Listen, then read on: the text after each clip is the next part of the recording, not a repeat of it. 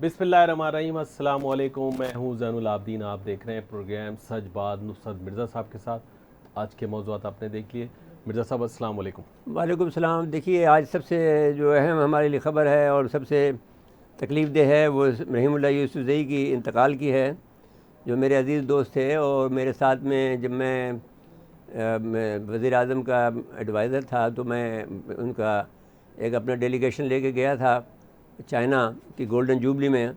तो रहीमुल्लाह यूसुफ़ज़ई मेरे इस डेलीगेशन के मेंबर थे। ये मेरी उनकी पहली मुलाकात थी, अगरचे मुलाकात पहले हो चुकी थी लेकिन मैं उनको इतनी अहमियत नहीं देता था, और क्योंकि मेरा इलाका सिंध था और वो वैसे तो जाने माने शख्सियत उस वक्त भी थी, लेकिन मेरे लिए जो अहमियत उस वक्त मिली जब मैं वहाँ पर तमाम चीनी रहनुमाओं से मुलाकात की। तो मैं अपने मेरे साथ जो डेलीगेशन गया था वो बहुत सीनियर लोगों का था, जो मुझसे बहुत सीनियर थे, जैसे कि मल्ताफ़ हसन कुरैशी साहब थे और इसके बाद में एम एच अस्करी थे और ये लोग थे। तो मैं जब अपनी गुफ्तगू कर लेता था 5-6 मिनट की, तो फिर मैं कहता था साहब मेरे से बहुत सीनियर लोग यहाँ मौजूद हैं, इनसे आप गुफ्तगू कर लें। जब वो आज के जो वज़ीर ख़ारजा हैं जो वहाँ चीन के, वो उस वक्त जो है असिस्टेंट वज़ीर ख़ारजा थे। मैं 99 की बात कर रहा हूँ। तो उस वक्त मैं उनको कहता था कि भाई आप हमसे बात करें। तो वो जब वापसी में हम आ रहे थे तो उन्होंने कहा साहब हमने बहुत दौरे किए हैं। रहीमुल्लाह यूसुफ़ज़ई ने मुझे ये ट्रिब्यूट दिया कि साहब हम इतने दौरे किए हैं लेकिन हमने इस तरह से का हमारा लीडर हमने नहीं देखा जो अपनी अहमियत को कम करके और अपने अपने जो साथियों की अहमियत को बढ़ाए।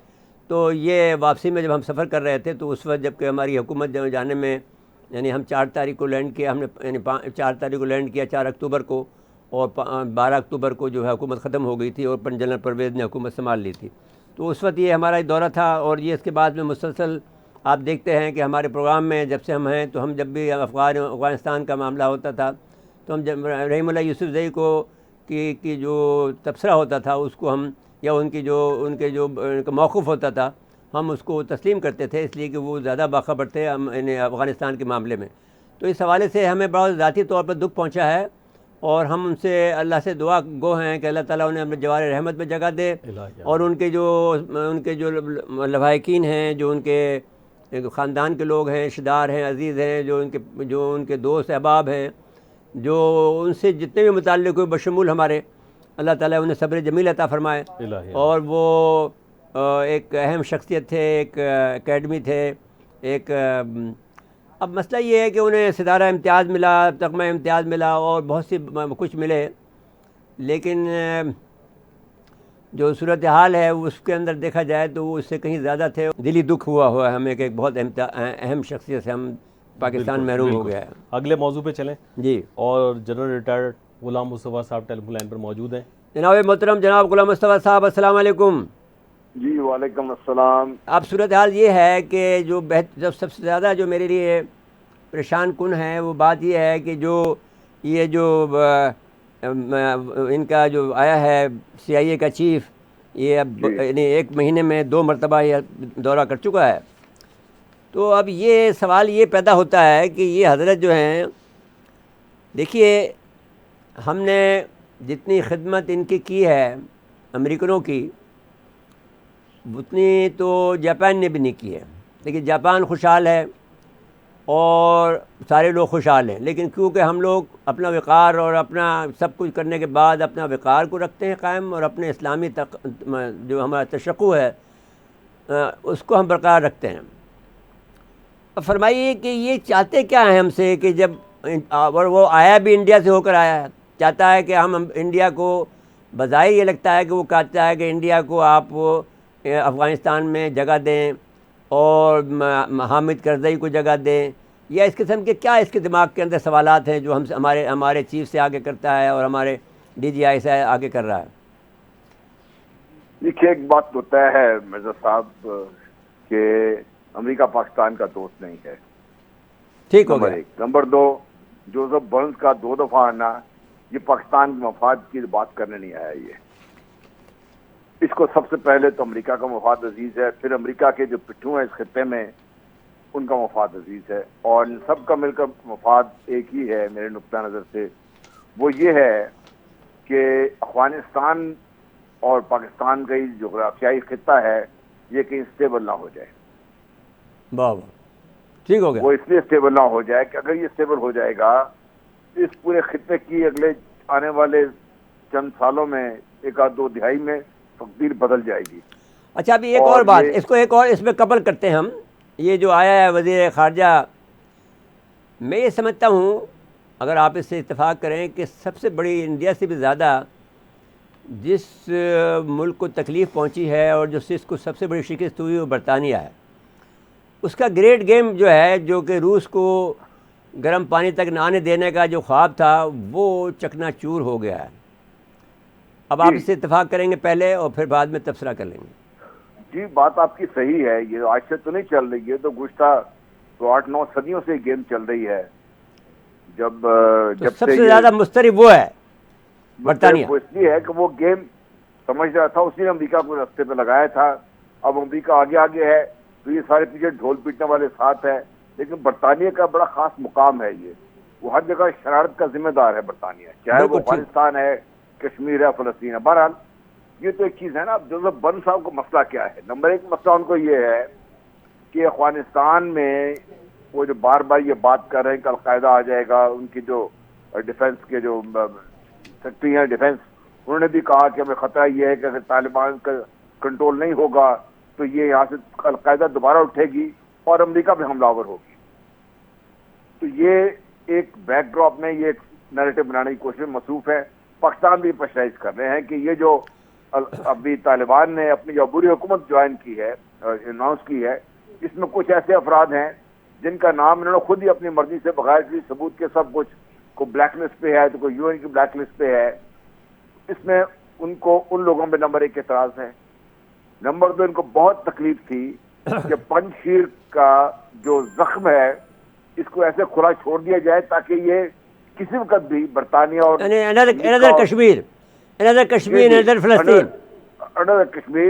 अनदर फलस्तीन के यहाँ से जब भी चाहे इसको नासूर की शक्ल दे सकें वो। और इनका और बड़ा इशू ये था कि फेल हो गया वो, क्योंकि तालिबान तो कभी ये अफोर्ड नहीं कर सकते कि पूरे मुल्क पर उनके एफर्ट से हो जाए। और ये पंजशीरी, चाहे वो करजई का वक्त हो, चाहे वो अशरफ गनी का वक्त हो, ये एंजॉय भी करे, अमेरिका से सारे मफादात भी लें और आज खड़े होकर हिसाब भी मांगे हुकूमत ने। एक मिनट होल्ड कीजिए। अब ये जो ताजिकिस्तान है इसका क्या रोल है? तो ये तो देखिए, ताजिकिस्तान तो अभी रूस के साथ भी इसके मामला पूरी तरह सही नहीं हो रहे। तो ये खित्ता इसलिए इसको यहाँ पे वो रखना चाह रहे थे इसको। अब वो तालिबान समझ के उन्होंने गेम उलट दिया। और भारत, जिसकी कोशिश थी, अमेरिका ने बहुत कोशिश की कि भारत के यहाँ कदम जमाने दिया जाए। अमेरिका ने कुछ भारत से क्या कर, और भारत ने खुद भी कुछ पैसे भी बतौर रिश्वत वहाँ पे दिए, और वो स्कीम भी इनको फेल होती नजर आ रही है। और इससे बढ़कर भारत को तकलीफ ये है कि ये जो जज्बा हुर्रियत है अफगानों का, ये कश्मीरी तो ऑलरेडी तलवार लेके खड़े हैं भारत के खिलाफ। ये उस सारे जज्बे को एक और जलाब बख्शेगा और ये आउट ऑफ कंट्रोल हो जाएगा। मेरे साहब, जनरल साहब से तो गुफ्तगू जारी रहेगी, लेकिन मुझे ब्रेक के लिए कहा जा रहा है। नादिर मुख्तर साहब, वक्फा है, वक्फे के बाद दोबारा आते हैं। एक मरतबा फिर प्रोग्राम में खुश आमदीद कहते हैं। मेरे साहब, जनरल गुलाम मुस्तफ़ा साहब टेलीफोन। आप इजाज़त दें, एक मिनट लूँगा सिर्फ, आपको बोलना चाहता हूँ, मैं आपकी बात को सुनना चाहता हूँ। देखिए, मैंने इनसे देवबंदियों से ये कहा है कि जो देवबंदी यहाँ हैं, जैसे हमारे बड़े मोहतरम हैं, हमारे ब्रदर हैं, बड़े भाई हैं हमारे, ये मुफ्ती रफ़ी उस्मानी साहब हैं, मैं उनका बहुत एहतराम करता हूँ, उनसे मिलता भी हूँ। मुफ्ती तकी उस्मानी साहब हैं, ये सब देवबंद के लोग हैं, लेकिन उन्होंने जो खिदमात अंजाम दी हैं पाकिस्तान में वो बड़ी ज़बरदस्त हैं। लेकिन वो जो देवबंद है, जहाँ का मदरसा है, वो हमारे ख़िलाफ़ हमेशा रहा।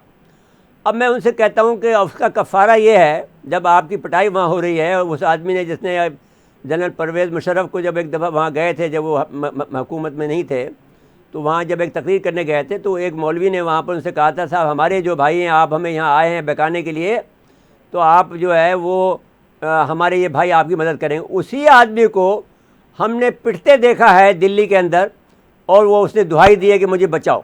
और वो फिर अब मैं ये कहता हूँ कि देवबंद का ये फ़र्ज़ है कि जो देवबंद ने के मानने वालों ने इतना बड़ा काम यहाँ कर दिया है, तो वो वहाँ पर इंडिया के अंदर भी तो आज़ादी की मूवमेंट चलाए ना। जी, अब आप बात करें। देखिए, अब तो मुसलमानों को, चाहे वो देवबंद के हों या किसी और मकतबा फ़िक्र के, उन्होंने बिला तशखीर सबके ऊपर तलवार चलानी शुरू की हुई है।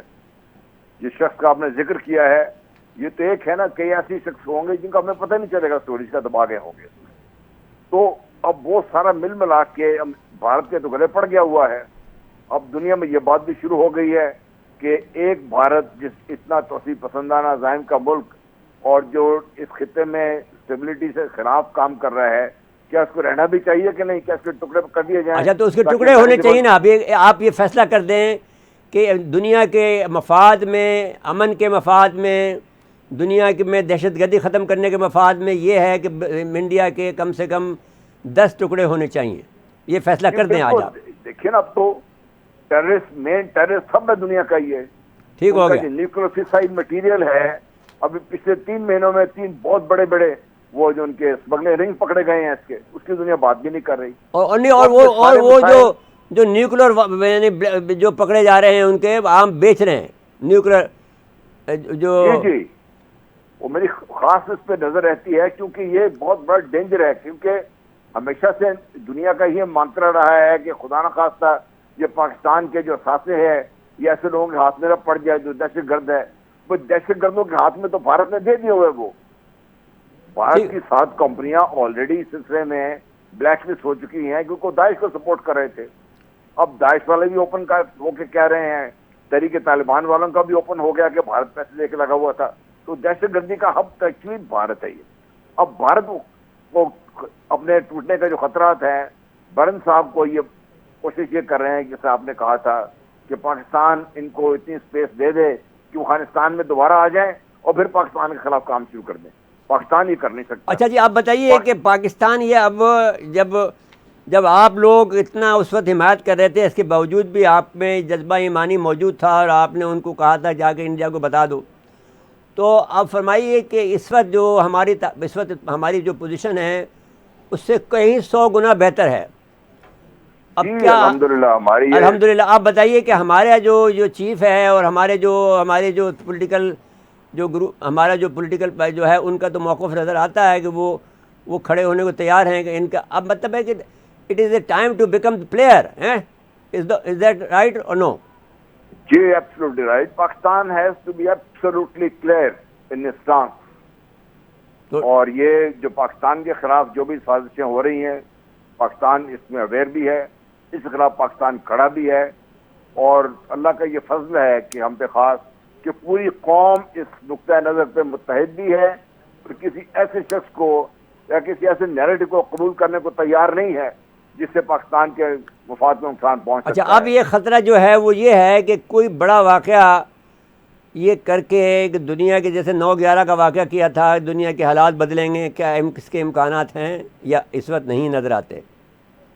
जी, कल ही मैंने ट्वीट किया है कि खतरा ये बहुत बड़ा ये है कि ये को फास्ट फ्लैग करके भारत, जिससे कि उन्होंने बॉम्बे में किया था, पठानकोट में किया था, पुलवामा में किया था, एक बहुत बड़ा फास्ट फ्लैग करके अपने ही बंदे मरवा के और उनमें कुछ दहशतगर्द हों या कुछ खुदकुश बमबार हों जिनको बाद में तालिबान साबित करके कि तालिबान आए हैं यहाँ पर, उन्हें किया है और ये पाकिस्तान है करवाने वाला।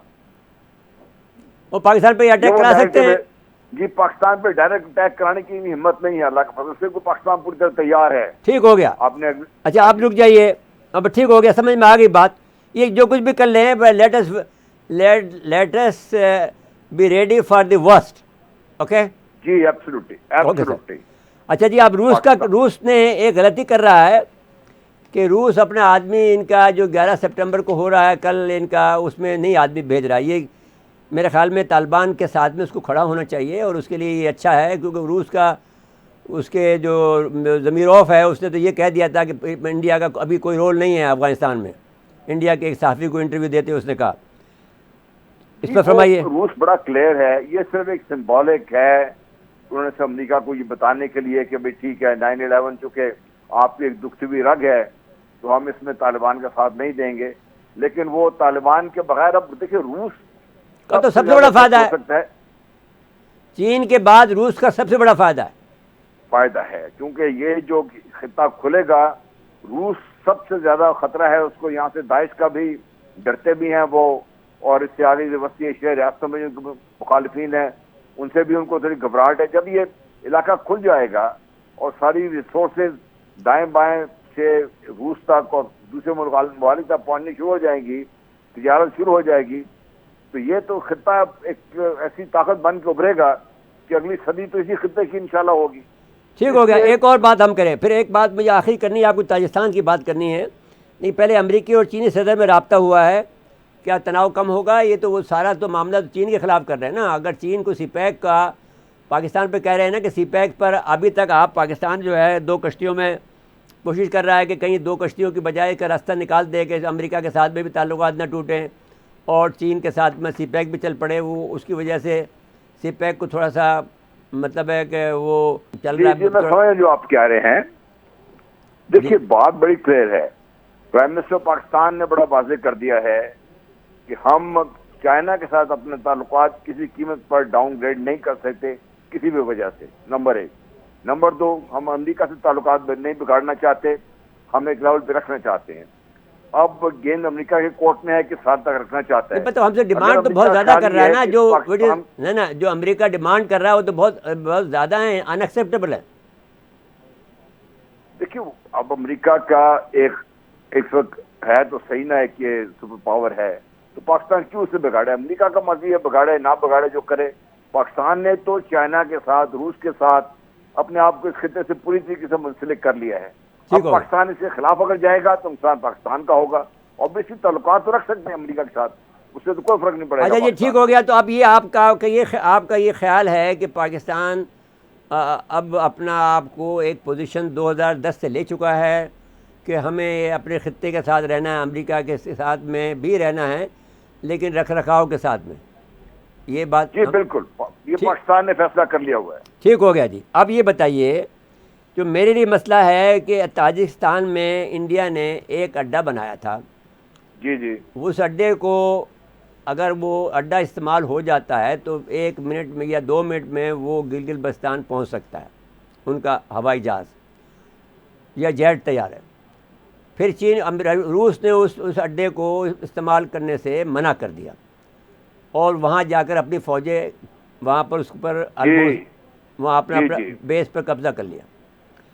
अब ताजिकिस्तान का हमारा ताल्लुकात कैसे हैं अब तक? देखिए, ताजिकिस्तान से हमारे ताल्लुकात उस नहज के तो नहीं है जैसे उज़्बेकिस्तान से हैं या तुर्कमेनिस्तान के हैं, लेकिन है ताल्लुकात पाकिस्तान के। और ताजिक्स के अपने इश्यूज हैं। ताजिक्स को भी ये पता है कि अगर वो इस सारे खित्ते में स्टेबिलिटी के खिलाफ काम करेंगे तो उनका भी बहुत शदीद नुकसान होगा, क्योंकि वो तो पिस जाएंगे बीच में।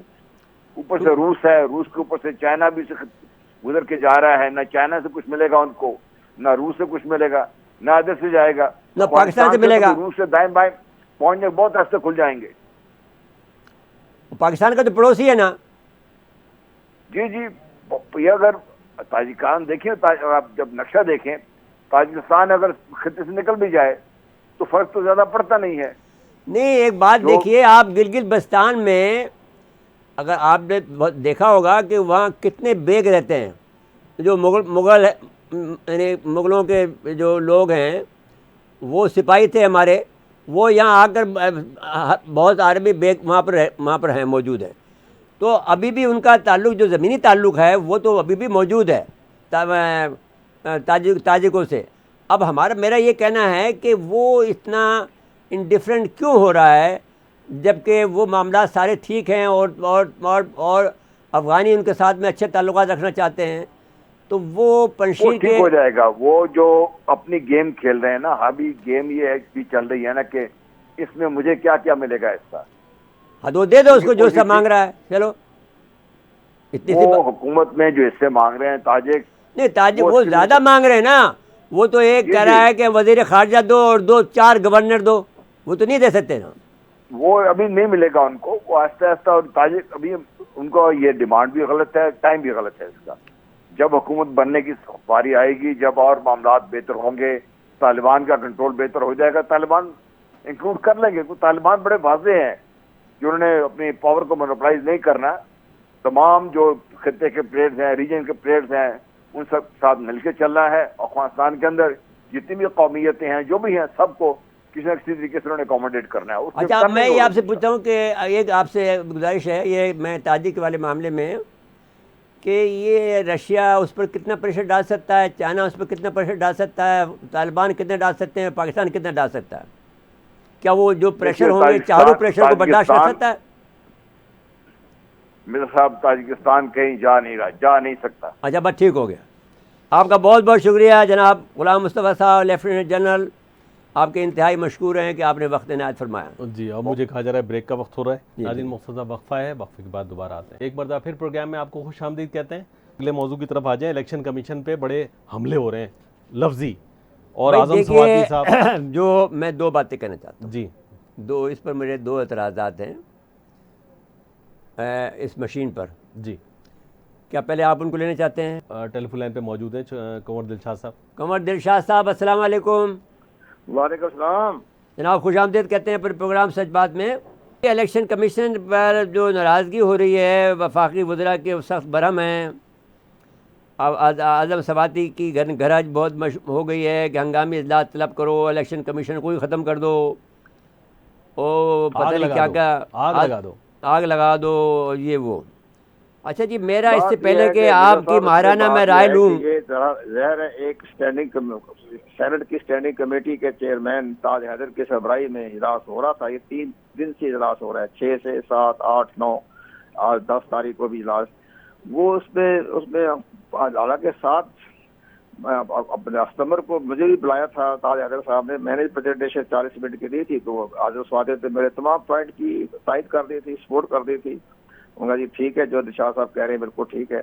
लेकिन आज में मुझे बड़ी हैरानगी हुई कि इन्होंने किस पॉइंट ऑफ व्यू पे वो नाराज हो गए, गर्म मिजाजी दिखाई उन्होंने। वैसे तो ब्लड प्रेशर के मरीज हैं और बहुत जल्दी गुस्से में आ जाते हैं, जल्दी वो बाद में माजत भी कर लेते हैं।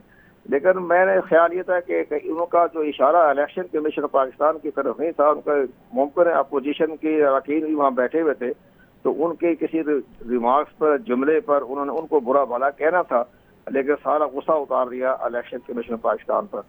तो वो बहरहाल कोई नहीं, आपको ही पता है पार्लियामेंट में इस तरह की बहसें तो होती रहती है। लेकिन यह है कि अब इलेक्शन कमीशन भाई ने तो कहा है कि जी हमें कोई आदमी का ये इतना दिमाग खराब हो कि आग लगा रहा है इलेक्शन कमीशन को। यार कोई बात है, तुम पार्लियामेंट के अगर आदाब से वाकिफ हो तो आप तो नाहल हो गए। नहीं, कुछ भी नहीं होना मिर्जा साहब, हमारे इलेक्शन ओ, मैं एक बात कह रहा हूँ, लेकिन आप अदब आदाब की बात अगर देखें, आप तो दहशतगर्दी कर रहे हैं आग लगाने की।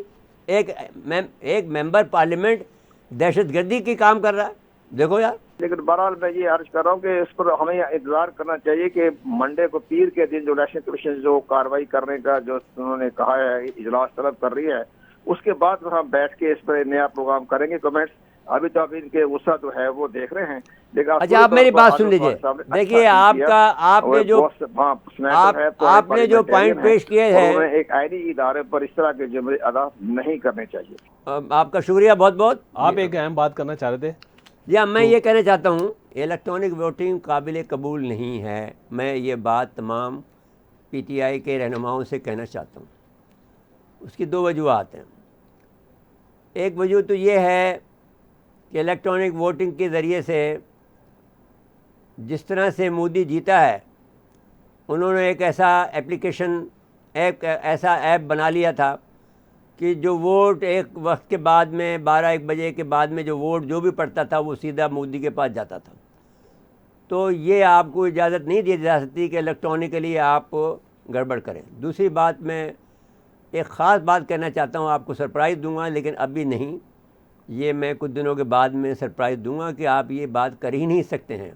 इलेक्ट्रॉनिक वोटिंग का ख्वाब आप दिल से निकाल दें, क्योंकि अगर आपने ये किया तो कोई एक बड़ी तादाद 20 से ज़्यादा % जो है वो आदमी वो वोटिंग से महरूम हो जाएगा, वोट देने से महरूम हो जाएगा।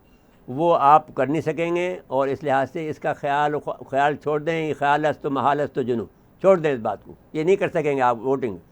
बेहतर है कि इज्जत से आपको चुपचाप से आपने वापस कर लें, तो ये आपके लिए बेहतरी होगी, वरना तो ये आपको सुबकी होगी इसमें, क्योंकि ये काम आप नहीं कर सकेंगे।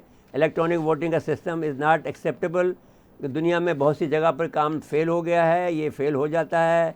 ज़रा सी आप देखिए, सारे मुल्क के अंदर आप देखें क्या हाल हो रहा है। आपने कहा अब जो सदर साहब ने जो कि उनको यानी चाहिए कि सदर मोहतरम बने, वो सारे मुल्क के हैं, वो सिर्फ वो पीटीआई के बन रहे हैं। वो जब जिन्होंने हमें ब्रीफिंग दी कि साहब वो जो है मैकेनिकल होगी, वो इलेक्ट्रॉनिक नहीं होगी, लेकिन फिर किसी ने उसका जवाब ये दिया कि भाई उसके अंदर कोई अगर वो एल्फी डाल देगा तो फिर क्या करोगे।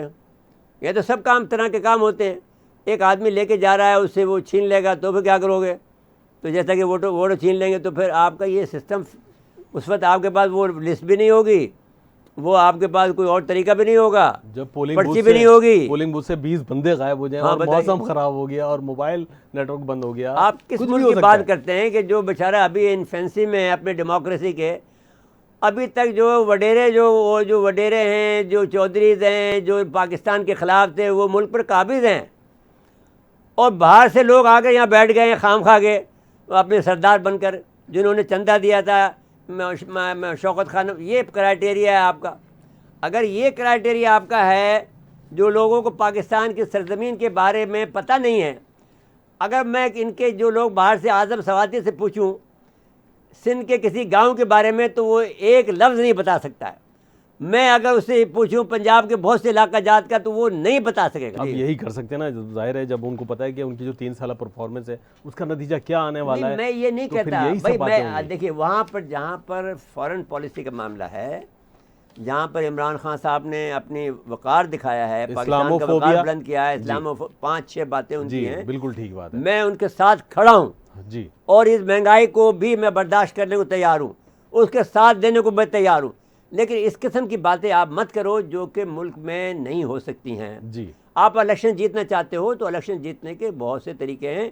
ये लोग बहुत कमज़ोर हैं, मुस्लिम लीग लोग के लोग या परफॉर्मेंस पीपल दिखाएं, पार्टी के लोग कारकर्दगी नहीं। दिखाएं। आपको वो बातें सीखनी चाहिए कैसे जीत सकते हो। जी। आप इलेक्शन वोटिंग का आपने किसी ने आप लोग को भगा दिया है। पहले वाला तो उनको किसी ने जिता दिया, तो अब उनकी आदत वही हो गई है कि नहीं इस तो तरह आप की माहौल बन देखिए, जाए। आप जिन्होंने जिताया वो बहरहाल रिजल्ट ले रहे हैं। वो पछता रहे हैं वैसे नहीं फिलहाल। कोई नहीं पछता रहे, वो उनको they are on one page.